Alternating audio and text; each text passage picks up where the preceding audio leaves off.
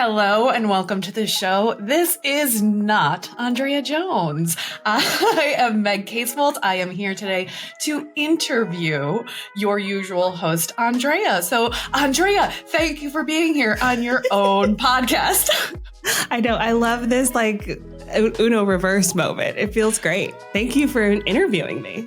I am thrilled to be here. You kind of put out a call and said we're doing the big episode 300. I feel like the team should put in some cheering noises here, like boo, boo, boo, boo, boo, boo, We'll make this into those graphic audio novels now. Yes. You put out a call and said, is there somebody who is the right fit for having this conversation? And I put up my hand and it just kind of came together from there. So thank you for the opportunity to be your interviewer for episode 300. It's an honor. Aw, I'm excited. Yeah, this is going to be great. So we are here today because we're going to be talking about kind of a retrospective of what has happened with this podcast and what are the things that you've learned from it. And after 10 years of business, how has the business changed, and kind of being able to look backwards, but also thinking forwards about what does that mean moving forwards, especially with some of those big changes that are going to be rolling out soon. So do you want to give us kind of a sneak preview of what is happening with the podcast now that we're at episode 300? Yes. So as you may have noticed, our name has changed. The podcast is no longer called the Savvy Social Podcast. It's now called the Mindful Marketing Podcast. And it's scary to make this big change because we've had this, I've had this name since the beginning. And even other products I have Savvy Social in the name. So it feels like a huge shift that's going to have ripple effects in the rest of the business. But that's where we are. Big change starting with this very podcast. And I feel like although the name of the podcast has changed, the tone will continue to hold in a lot of ways. You know, I think that your approach to social media has always been very mindful, has always been very much make it work for you, but don't let it take over your life.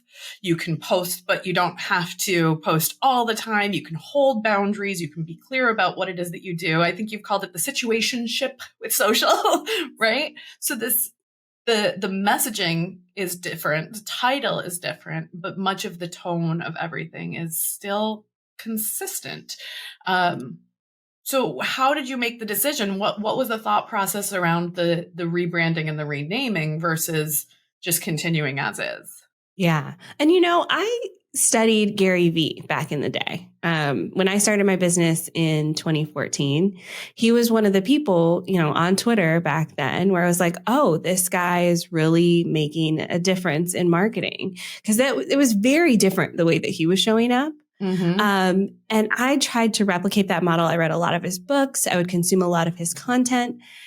And it didn't, some of it worked for me, a lot of it didn't. And much of what, he just must live on social media. And I do not have the time, patience, or energy to do that. And that was before you were married and had children and all the things, that was before life kind of exploded for you and other people required your time and your body and all of those things.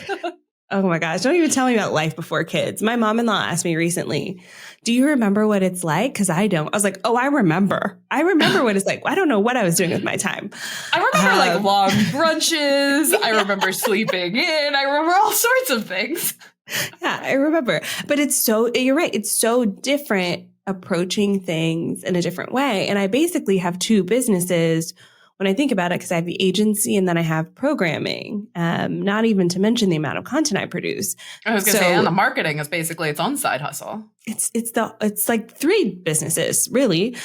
And so I kind of been customizing my own strategy over the years, and something really resonated with me over the past couple of years. Because people would come to me and they'd feel apologetic. They'd be like, oh, I just shut down my Instagram, or I decided to leave LinkedIn, or I'm not active on Facebook. And it was almost like they were apologizing to me. And I actually want to cheer that on. If you made the decision in your business to go, I tried this thing, it's not working for me, so I'm moving on. Hooray. I'm excited. Tell me what you're doing next, instead of feeling like you're backpedaling and backtracking. And so my name and my what I'm known for is social media. And yet my approach to social media is different than I think what people's expectations is. So that's a lot of where this name change comes from, but the content is probably going to be very similar. And will shift more towards that. Like, let's find what works for you and celebrate, doing things in a way that works for you as well. Yeah. And the idea of mindfulness, of evaluating and sitting with the feelings of what this should, listening to your gut, listening to your brain, not just moving forward because somebody told you to, but like almost like a detachment from the outcomes, because you're also evaluating other pieces of the puzzle. Like, that's such an important thing to the way that you've always approached it. That hasn't come through in the name. Yeah. But has always been a piece of who I know you to be. Not just the business, not just the brand, but like OnlineDrea. Yeah. I mean, it's so infused in my content. Like, in 2017, I had one of those like burnout moments where I'm like lightly calling it an anxiety attack. I wasn't hospitalized or diagnosed or anything, but I was almost paralyzed to open my inbox, to open Instagram, to open Facebook notifications.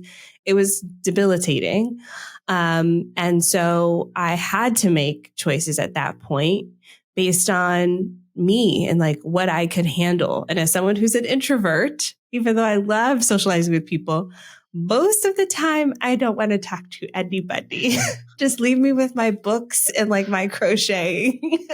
And so to have like so many demands on my attention was not for me.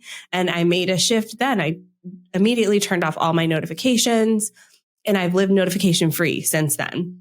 And even that to me is like an example of this mindful approach of going, hey, I tried this. It doesn't work for me. So if you message me on Instagram, I'll message you back tomorrow. Like, it doesn't have to happen the second whatever notification comes in. I'll see it when I see it. And so that shift is an example of like mindfully going, this isn't working for me. How can I make this work for me and still show up in a place that I like, still show up in a way that I enjoy this? Those are the questions that I want to explore. And I think to a greater extent, to sort of zoom out also, I think once you make this shift of, I am not available 24/7, I do not need to be posting 24/7, my business is not 24/7, it can also sort of bleed into other areas. So I'm assuming that you would also say, like, if you email me, I'm not going to reply instantly. If you're a client and you think that there's some sort of emergency happening, here's my calendar link and we can talk next week, right? Like, there's a level of confidence that comes from boundaries and training people on the behavior that we want them to treat us with, and the respect that we want us to receive in terms of our time and our energy. Yeah, it's the mutual respect piece. And I think something as simple, I'm putting that in quotes because it was a long process, but something as simple as changing the name. Yeah. Simple, not easy. Simple, not easy. Something as simple and not easy as changing the name. My goal is to reflect that immediately. Like, if you want a Gary Vee style strategy, post 10 times a day to every platform, respond to every comment instantly, I'm not for you. And that's okay. There are other social media experts out there. Great. Follow them.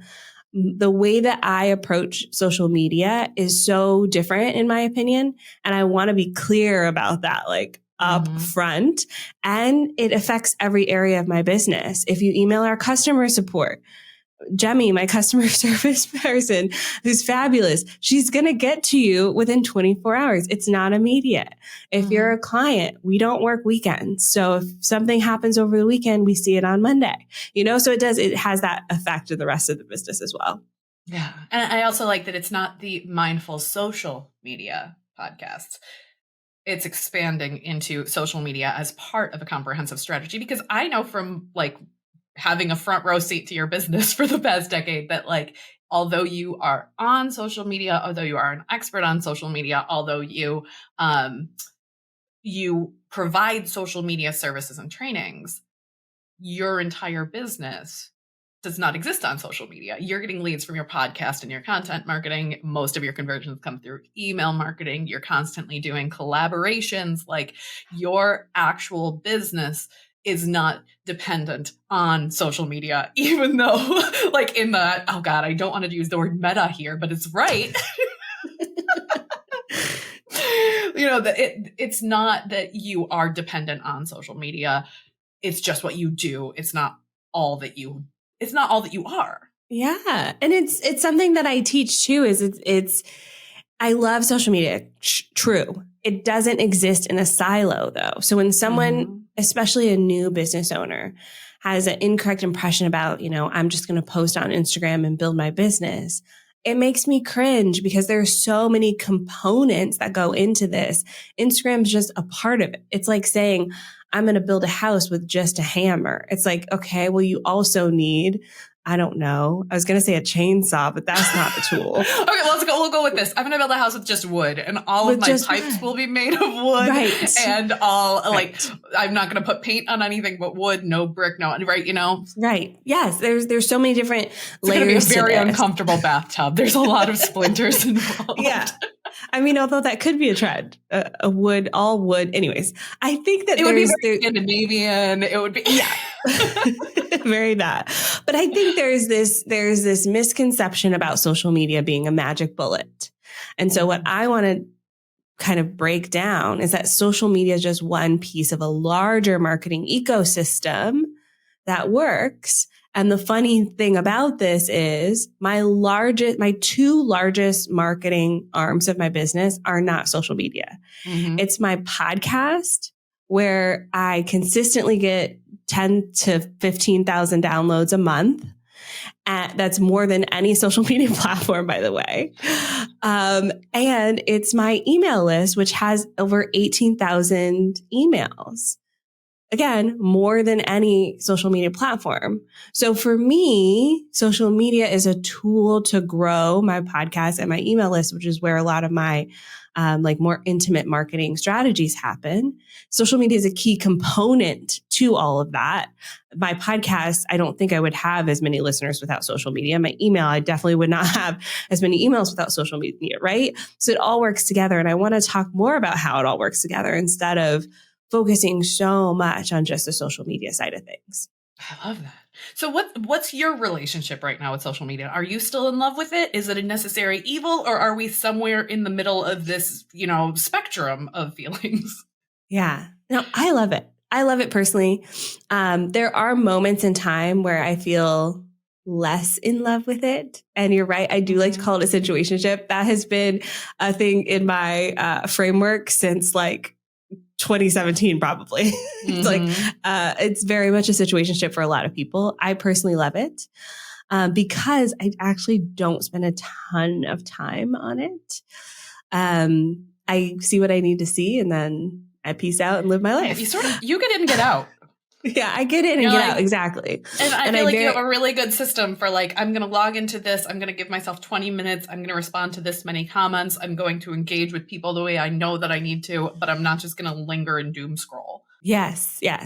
And I find that if I do want to scroll, I have very specific outlets for that. So right now that's Threads. I'm loving the experience on Threads, and I spend more time there than I do scrolling on Instagram or LinkedIn or TikTok. And that kind of cycles through my phases. And I consider that personal time because I'm there. I'm enjoying the atmosphere, the vibes. But I still love social media. And I think it's like the saying goes, too much of a good thing can be bad. I do find myself sometimes slipping into that. I found that with TikTok last year, where it started to feel a lot like an obligation, and I wasn't having as much fun there as I had the 2 years prior. So I just pulled back on my time there. I think I check in once or twice a week to answer comments, and then everything else is pre-recorded, pre-scheduled content that goes out. So that's my TikTok strategy right now.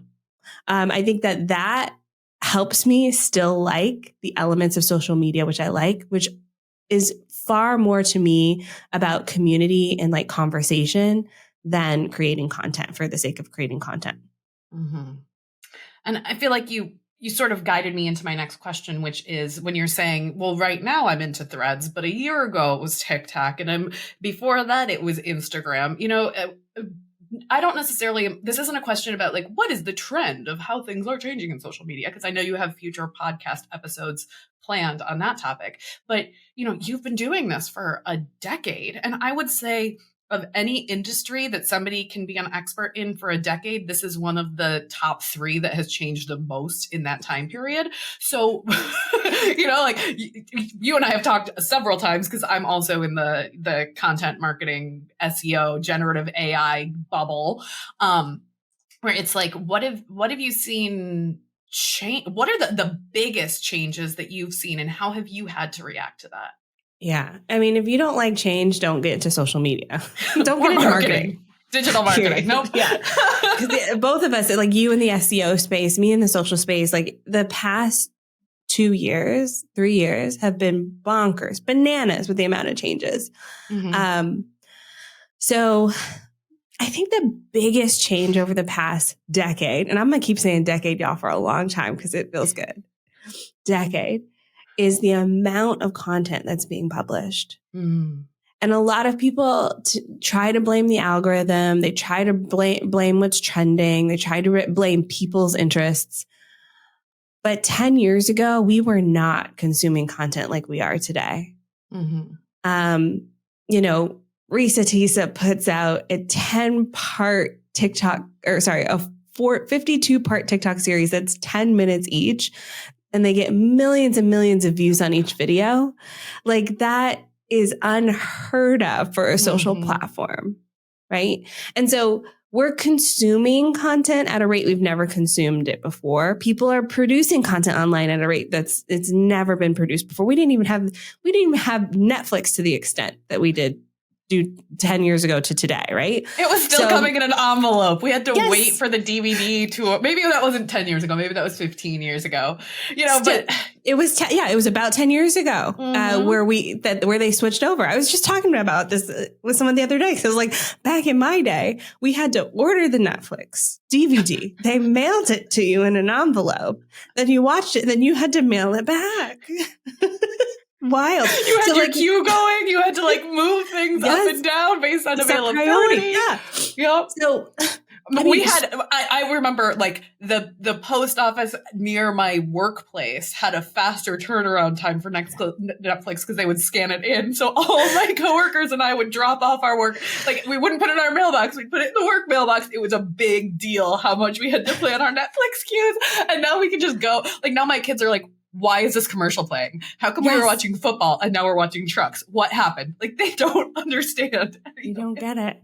And so it's so much has changed. I think that's the biggest challenge for me, for business owners is it has changed so much. And there's just so much content and there's so much competition now. So before this business, I worked for Marriott and I was on the social media team there. And we were concerned about what to post, our one weekly post on both Facebook and Twitter. And that was it. That was our goal, is to put out one post with just a photo of the restaurant or the spa or whatever the case may be. Marriott now has a very different social media strategy, and I guarantee you their social media team looks different as well. And so just those things alone, all of those changes have been good in a way that there's a lot of importance and value in social media, and also challenging in that it's very hard to stand out. It's very hard to make a splash, to make a difference, to go viral. And so, those have been the biggest changes to me. And then for you personally, being in the social media space is one thing. If you were an influencer, you'd have to stay on top of it. But I wouldn't call you an influencer. I would call you a subject matter expert. I would call you an agency owner. I would call you a mentor and a trainer. How, over the course of the past decade, how have your services and offerings changed, both in reaction to how the industry is evolving, but also how you've needed to change in order to, have your lifestyle continue to not be dramatically different. Yeah. I started off freelancing. So many of us, right? Yeah, freelancing. I was on Fiverr, y'all. $5 gigs. I would write 10 Facebook posts for $5. It was great. But I made my first $60,000 on Fiverr. I had to think about if that was the right number. Jeez. That's a lot of, wait, so if you were charging $5 for 10 posts. Yes, but I did have upsells. Okay. So in Fiverr, they can toggle, do I want extras? And so the biggest bang for buck for me was when people would book whole month calendars, or they wanted extra graphics. Good, because I was doing math and I was like, that is 120 or no, 120,000 Facebook posts in a year. Yeah, in a year. I was churning them out. I even remember one point my husband was helping me. I was like, can you help me write some captions? That would be 2,000 a week, but you're obviously you have the upsells, you have the graphics, you have other things like that. But and it was templated. Yeah. So, but yeah, then I quickly switched. So it was 10 Facebook posts for $5. And then it was 5 Facebook posts for $5. Then it was doubling your rates. Whoop, whoop. Yeah, one Facebook post for $5 in the end, once I had a bunch of testimonials and things come in. So I did adjust my prices. But that's where I started, was freelancing. I didn't call myself an agency for a very long time. I called myself a freelancer who just happened to have a team for 6-7 years.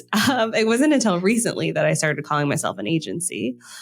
And the reason I started hiring people was I tried to go on vacation and I was so stressed out the whole time because social media doesn't sleep. I was like, I hope Hootsuite published this post. So then I would go check to make sure it was published. And so I started hiring team support, grew it to an agency. And then in 2016, I launched my first course about Canva. Back then, Canva was not cool. People definitely frowned at Canva. That's how I was able to get those Fiverr gigs going. I was using Canva and templates that I made to churn out these graphics for people. So I made my first Canva course, which then by 2018 turned into my membership program at the Savvy Social School.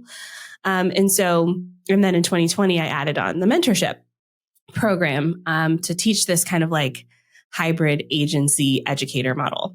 So that's how things have changed over the years for me. And it really has been about, one, what I want to create and what I want to teach, but also where I see a need for people to learn how to do this as well in a way that is sustainable and works for them.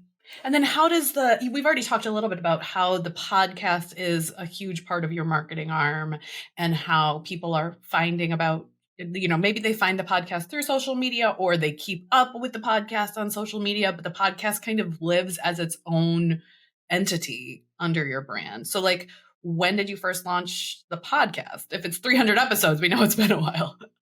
Yeah, it launched in 2018. I've only ever missed a few weeks, probably 2 or 3 weeks max, but weekly show launched in 2018.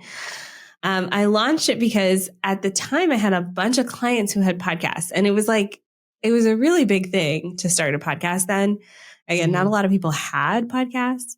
And so since my clients had podcasts, I wanted to also join the podcasting space. I come from a YouTube background. I had a YouTube channel since 2007. So I have been in the YouTube world for a while. Yeah. Podcasting to me seemed much easier than YouTube videos. There's no video editing. It's just audio. I don't have to put on makeup to do my podcast. What? This is awesome. Yeah. And you can press play and navigate to another app. Wow. Imagine that. Innovative. So I joined Podcast Movement's 28-day challenge, launched the show, Savvy Social Podcast. And to me, it was another vehicle to talk about social media concepts. I was already posting videos on YouTube, but again, I found the podcast a lot easier because I could squeeze it in between client work. Number one, didn't have to worry about framing and videos and all that. And two, I love the intimacy of it. As someone who consuming podcasts, you could just pop in your earbuds and go about your day. So that's why I launched the podcast. And why, at that point, were you the Savvy Social You already had the school at that point? How did Savvy Social become the podcast name? Yeah. I launched the school and the podcast at the same time, which I don't recommend. It was a lot of stress. But I didn't have kids then. So, it was like I was working morning, noon, and night. But I launched them at the same time. So prior to that, I did have a free Facebook group that was called the Savvy Social Crew. Remember when there were free Facebook groups as the marketing strategy? That was my funnel. It was join my Facebook group. I would do lives in the Facebook group and help people there. But the group was becoming too big for me to manage. And at the time, I think there was like less than 200 people. So it wasn't like a massive group, but it's too big for me to manage just for free. So I wanted a paid option for people. I kept that Canva course. I had edited so much that I was like, this needs to be a membership now because Canva is changing very quickly. And I sold it for one price and would just keep updating it. And that model wasn't working for me at the time. So I launched the school and the podcast at the same time. And the name came from that Facebook group. The Savvy Social Crew turned into the Savvy Social Podcast for the free stuff. And then the Savvy Social School for more paid support. Got it. And the Savvy Social Podcast has been happening for 300 episodes. And I thought it was going to stay Savvy Social for a long time. When you and I met up in person back in November, this rebrand was not in the works. So was it just we pulled a tarot card and you're like, oh, I'm the Four of Pentacles, so I have to change the name. Was that your card? I can't remember your 2024 card. What's your 2024 card? Oh, I can't think of it right now. I had the Four of Swords, I think. That sounds right. In reverse, though. I think Lainey was the Pentacles.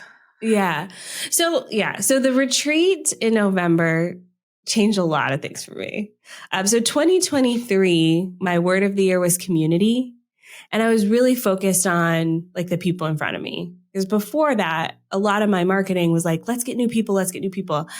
And I'm an introvert. And at some point I'm like, okay, I just want the people that are here. And I want to spend more time with them. So the retreat was birthed. It sounds so cheesy to say, but it was it changed my life. It was one of those moments where I was like, oh, this is more of what I want. Because I know a lot of marketers were there.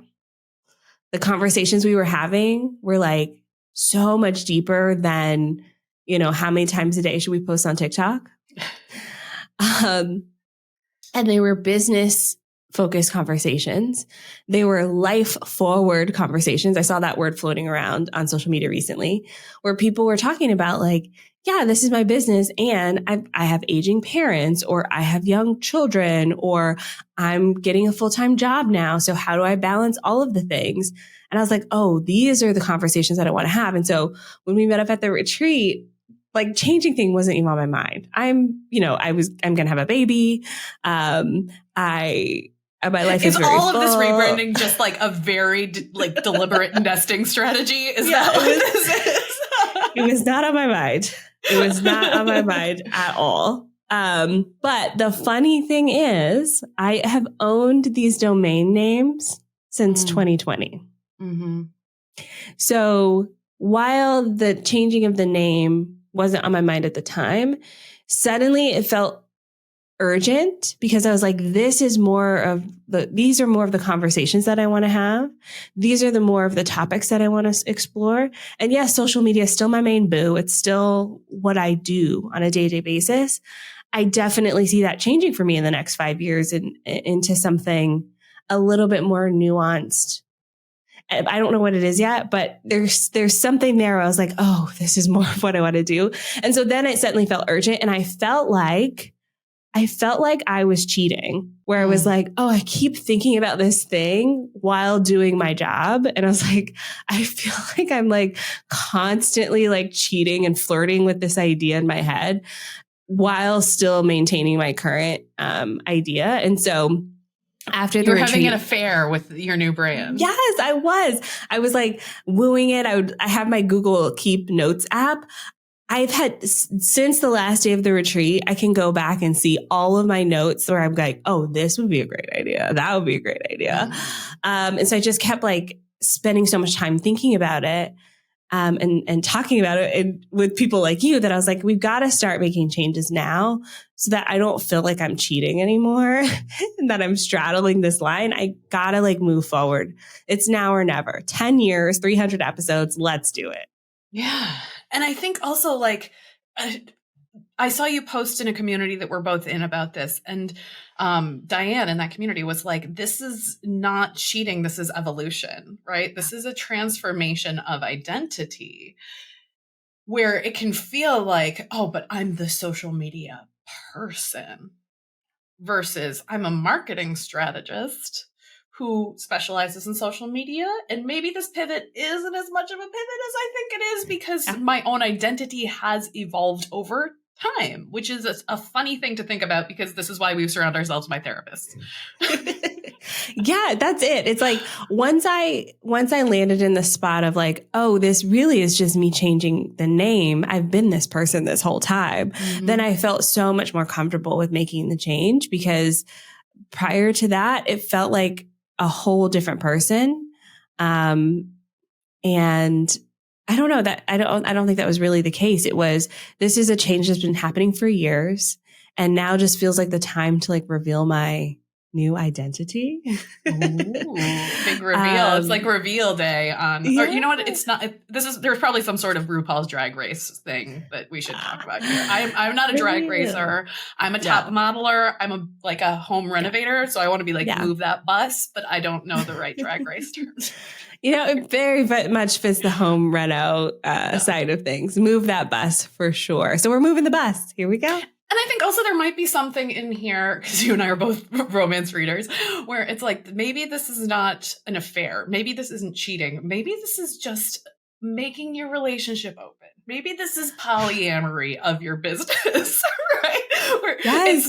It's not I'm cheating on social media. It's I love social media and I love email marketing and I love content marketing and I love relationships and I don't have to choose. You're a reverse harem of a business. Honestly, yes. I've been playing around with this idea and I don't want to scare people off with the idea of polyamory, and it kind of feels like that. It's like social media is, the one partner that I spend a lot of time with, and it's the one people see me a lot with, but I have other partners. I happen to have an email partner and a podcast partner and a YouTube partner. And I do a ton with community as well. So yeah, I'm in an open relationship with social media and it has really clarified things for me to like put the label on it. That is so true. I think this is the ad break. Yeah. Ad break. It's our birthday. And I'm hosting a birthday party. So OnlineDrea is celebrating 10 years of business. I cannot believe I started this business in March 2014. And here we are 10 years later with this birthday celebration. I am doing a 10-day super sale. And I'm not talking about like a little 10% off here, a little 20% off there. No, ma'am. We are doing 50% off. Select of offers throughout this 10-day birthday sale. But the catch, the kicker is you have to be signed up to our email list to get the offers that are coming out every day. So you can sign up by going to onlinedrea.com/birthday. So onlinedrea.com/birthday. Sign up, put your little email address in there. And then every day of the sale, I'm going to email you what's on sale for that day. And you only have 24 hours to grab that offer. And away you go. Away you go. So if you're ready to celebrate our birthday with us, come to our fab fiesta and let's have fun. Let's have a party. I'll see you there. Okay, so we're back from the break, but before we get into everything, I got to tell y'all why I chose Meg for this episode as the host. Yes, she raised her hand and said, yes, I want to do it. But the reason why it feels like so right is I met Meg on Instagram, y'all. Mm-hmm. And it's like part of my story to meet some of the most important people in my life on Instagram. And so we met on Instagram. We had a little business bestie chat where we still are in. We exchange ideas all the time. We meet once a quarter now. Were we meeting monthly at one point? We were meeting monthly at one point. And I want to state before we say that we met on Instagram, we did outreach on Instagram, but the way that I first heard about you was not on Instagram. It Oh, was my friend Sarah used to run a website called One Woman Shop, and they did the yep. 100 best websites for solopreneurs. And you and I were both on that list. And our joint friend who knew both of us, Lainey Lamar, was also on that list. And Lainey and I were like, we want this sort of tight mastermind feeling of people who have aligned values.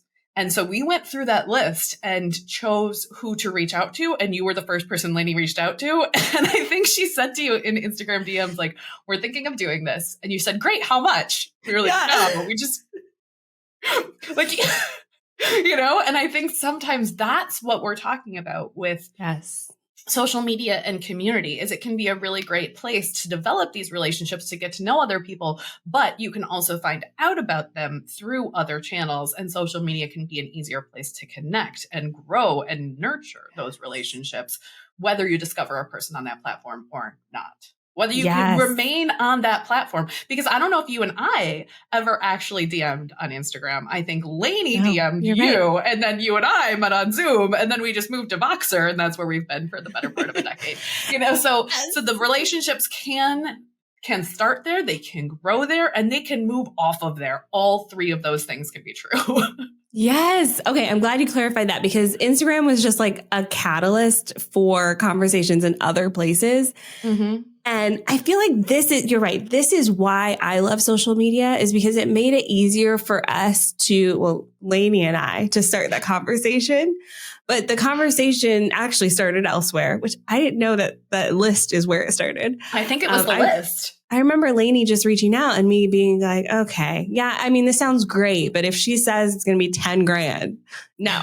So I was like kind of bracing myself for the price. And she was like, no, we just want to like meet and hang out. And we really didn't know each other that well at the time. I knew of you, but I don't think we ever had talked before the first Zoom call. And so to me, that's like the power of social media. But it's one of the reasons why I was so excited for you to be the host of this, is like, I guess we started in 2017, maybe? Yeah, it was probably 8-ish years ago. We started having what were monthly check-ins where we were all freelancers building our first courses. And now we've been doing it for a decade. And the people who are meeting with us, we're still with Lainey every quarter, and she shut down her business and we still hang out, because now it's gone from like, we are business colleagues to we are collaborators, and then we are like friends in real life and would hang out with each other even if we shut down our businesses, even if we just are actual friends. Because we have to do that because we don't have coworkers to hang out with anymore. This is our workplace. This is our workplace. This is our water cooler. And so that's why I'm so excited to have you have this conversation, because you've seen the evolution of my business in a way that other people just haven't been privy to. And so also, you are a brilliant marketer. Y'all go check out Meg Casebolt, loveatfirstsurge.com. We'll put the links, of course, in the show notes. But I love your approach. It's very similar to my approach to social. Your approach to search is really about helping like real humans. It's not about like the robots and the machines of it all. It's like, let's think about the human behind all of this and what their experience is like. And so that's really why I wanted to have you in this conversation as well, is because your approach and my approach are very aligned. You were like, I know who I should have interview me on the Savvy Social podcast, a person who wrote a book about how to get off social media. Exactly. Yes. See, and that's why I'm celebrating that because it's not for everybody. It's not for every business. And to make that a decision to me is so intentional. It's so mindful. You're not giving up on marketing completely, right? You have other ways that you market your business. And that's what this kind of rebrand of the podcast is all about. I want to have the conversations with people who decide to leave social media, because that's also important. Yeah, that is a choice. It is not the only choice, but it is absolutely a choice. Yes. So with that in mind, knowing that we're going into this rebrand, knowing that you're kind of rolling it out as this episode is clearing, what are you doing Like, I know you probably have a color coded, assigned, deadline driven project plan. So even though you can say, sure, I had this domain sitting for the past 4 years, and yes, I had this idea on day 3 of a retreat in November, but like, it didn't just happen. Like, what was the rollout plan? What else are you doing to do the reveal? How's the rebranding process working for you? Yeah. I mean, my first step was talk to Becky Mollenkamp, who's my accountability coach, because she helps me with all of the ideas that I have and I want to do everything. And she's also like, but remember, you're pregnant. Remember, you said you wanted to pull back on working all these hours and blah, blah, blah. So my first step was to go to her and be like, so I have this idea, and to have her be like, well, it's not actually changing anything you're saying. It's a rebrand. And to actually champion me to do more is very helpful. Shout out to Becky. Becky's amazing at stuff like that, at like really honing in on what matters and making sure that it's aligned with values. Yes. Yes. And so she's been like part of my sounding board for a lot of this.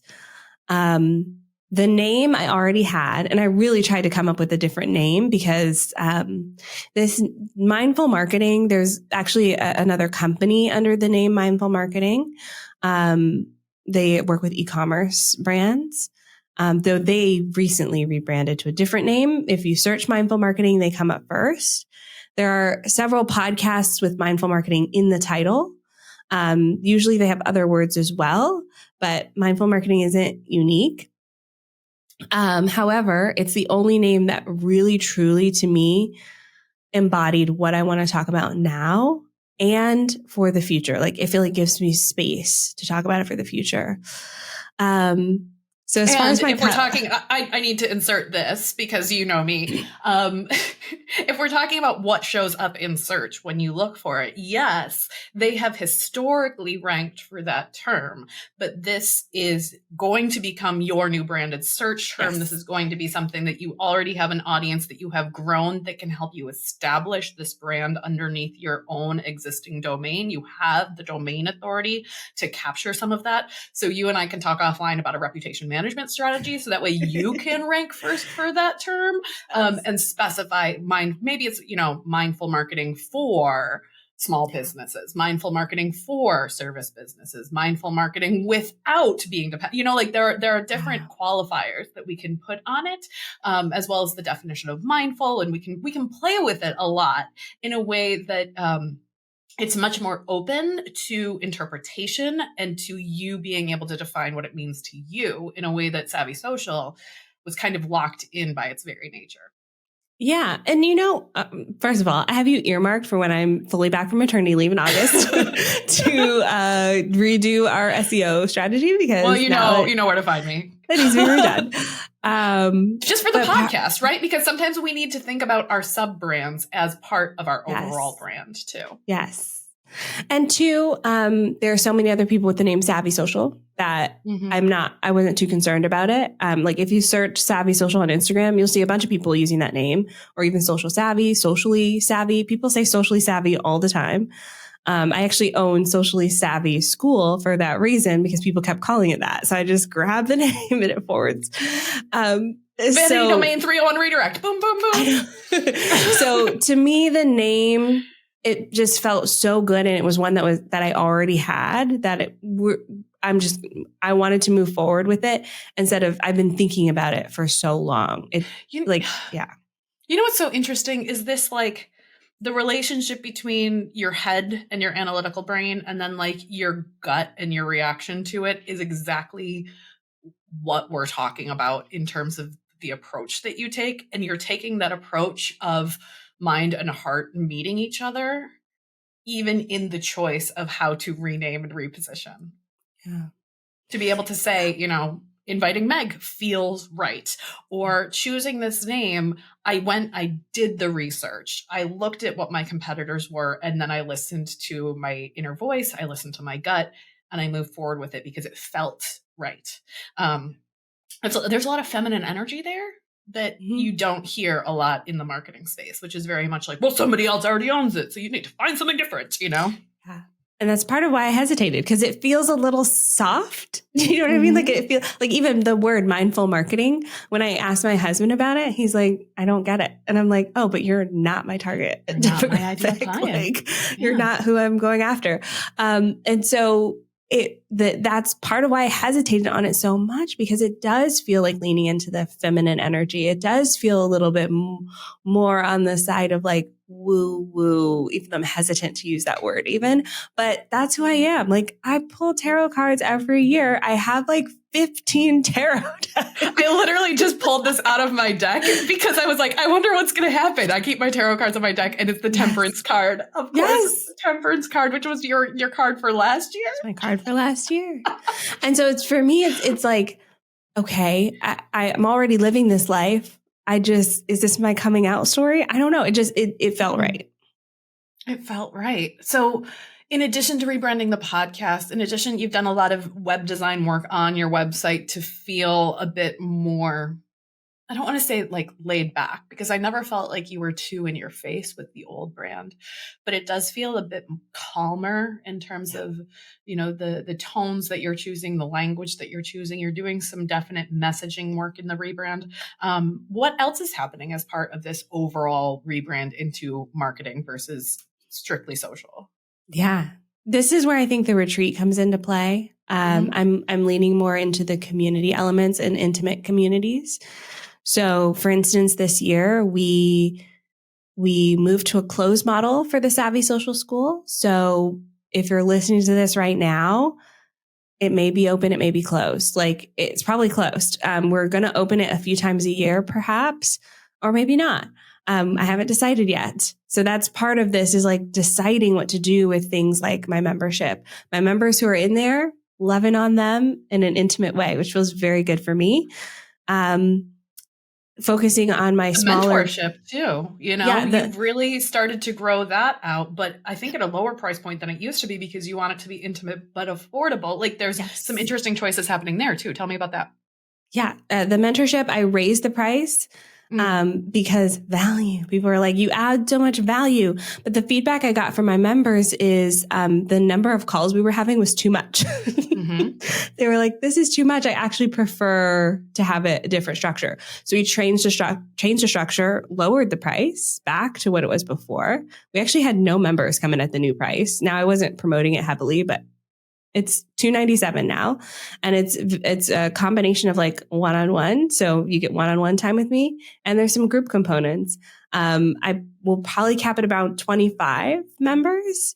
And just like love on those people. Same thing for the retreats, upcoming events. Like, for me, this is all about, I am past the point of the big numbers. I feel like I've hit a lot of milestones in my business. I feel very proud and happy of them. And 2023 was a hard year financially, and it forced me to look at these things. And I know there's like this trend right now of descaling. Y'all, I was forced to do this. I had to let go of people in my agency because clients left and we didn't have a replacement, right? I'm not saying that to romanticize it. It's just the facts. Those are the facts. I don't know. People are like, I'm not downsizing, I'm descaling. And I'm like, no, descaling is something you do with vinegar and you're curing. It's not something you do to your business. No, we had to be intentional about going smaller. And then in that process, I realized, oh, I like the coziness of it. This is where my introverted side comes out. So plans for the future, I don't know yet, but I do know I will be doing more mindful marketing things. I now consider myself a marketing strategist with a focus on social media, and that focus may change. I don't know yet.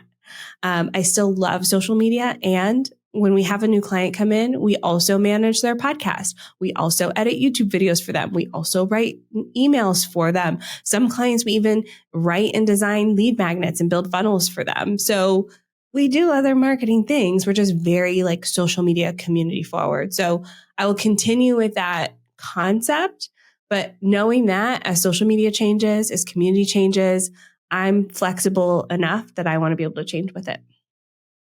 So where do you see that 10 years from now? Oh, God, your kid's going to be 10. My kid's going to be 19. Oh, God. Yeah. 10 years. Whew. I mean, I know it's hard to vision. So like, it doesn't have to be the details, but like, what's the vision for where you're going? Yeah. I do have a vision for 10 years, which is the first for me. Like I'm usually like, I can do 1 year. I can't do 10. 1 year plan, 10-year vision. I feel like there's a differential here of what to expect, but I feel you. I'm not great at future casting. I've never been able to do like a 10-year vision. It's always been like what I'm doing now. Like, but now but also, I do. Like, think about 10 years ago when you did have that like one Facebook post a week. How could you possibly have predicted what's happening now? Okay, so change of question. Yeah. 3-year vision. But I do actually have a vision. I don't know what it's going to be because I have young children. It's so different now. My life is so different now. I don't want to make big changes. And that's why I'm just starting slow with the podcast. And then but I do see myself moving more into community work. Mm-hmm. And I don't know what that looks like yet, but I've been talking a lot about this concept of dark social where the power is in like our, like Lainey and I DM conversation versus like creating content. And to me, that's community. It's like one-on-one conversations. It's smaller groups. So I don't know what that means yet, but I do see myself moving more towards being a facilitator of conversations, a community builder, less about content creation and more about conversation. What that looks like, it could be anything. I loved the event. If I could do like 3 or 4 events a year and that was it, that would make me happy.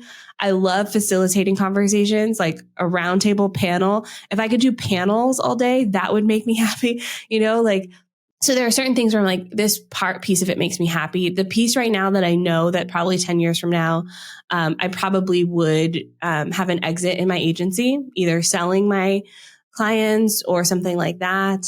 And then in my programs, I feel like they'd move away from tactical and move towards conversation. So it wouldn't be so much like, here's how to upload an Instagram story, but more of like, do we even need Instagram stories in the first place? Like, it's like so cerebral, but I definitely see myself moving away from like the tactical things into more of like facilitated conversation.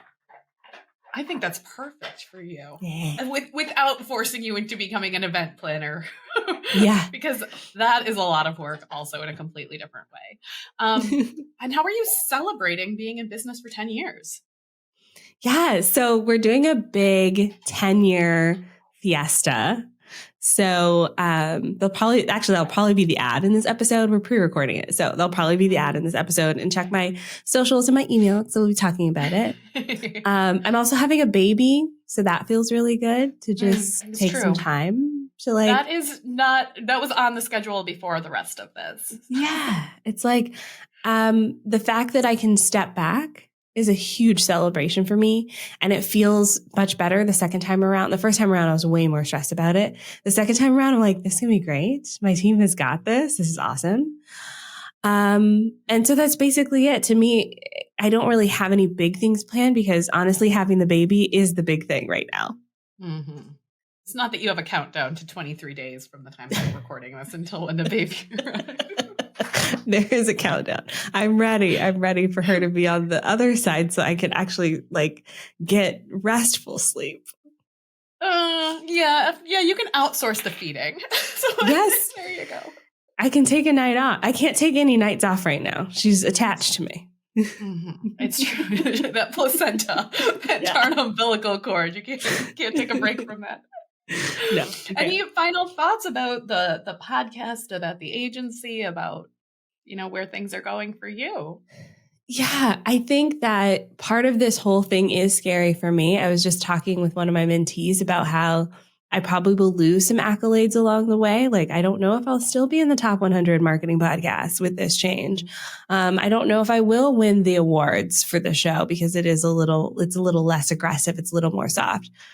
I'm okay with all of that now. I wasn't at first. It took a lot of work for me to get here. I've been thinking about this for years, really, but the past 6 months, I've done the most reflection on this.